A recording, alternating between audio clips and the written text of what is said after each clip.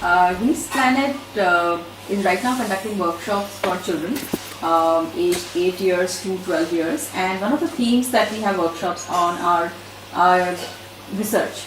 So to help children understand more about examples of research, how other people have done it, we are inviting you to share your short videos of maximum 2 minutes, where you can share what was the question that you were trying to answer, what process did you use to find answers to that question, and what were the key answers that you discovered.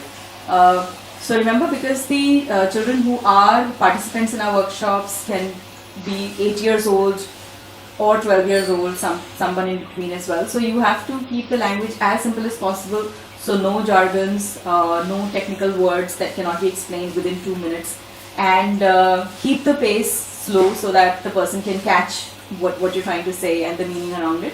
And it's not necessary to give all the findings, just keep it simple and focus on the most important question and the most important finding, along with the process that you followed to find those answers.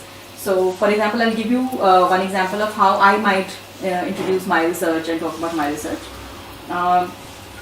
So the key thing that I was trying to find in my research was that how are women who were widows in Kashmir, how have they survived and lived in that context, along with other challenges while bringing up the children.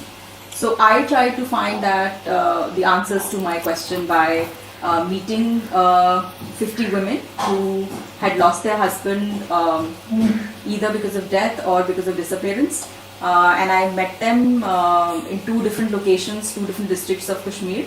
And I also met other organizations who were working with women on the field, and I also consulted some of the researchers in that context. I also read a lot of articles, papers and books on this subject.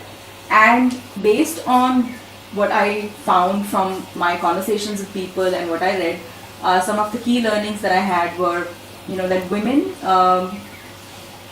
always moved forward. So even when they were distressed, even when they faced a lot of challenges, many women shared that how they had no choice but to move forward, but to find resources, but to find something that would make the house run, bring food for their children, ensure that their children are getting education. The other thing that I found was that how it was important that if someone needed support, then how community and how people around that woman, how the government around that woman, how they were trying to support or not support. So it was kind of an interaction between the 2 kind of parties, the woman and people around her. And women perceived many things about the kind of help that they were getting. They questioned, the way people were helping and why they were helping, and how dignity was most important for them. That what was most important was that whoever was giving help, it was important for them that it was done with dignity, where they felt respected. So these were some of the findings that I got through my process of research. So that's my example. It's not perfect, but the attempt is to keep it as simple as possible, to keep it as short as possible, so that a child who listens to you, a young researcher who listens to you, understands what is it that you did and what is it that you found because of it. So I look forward to your videos. Thank you very much.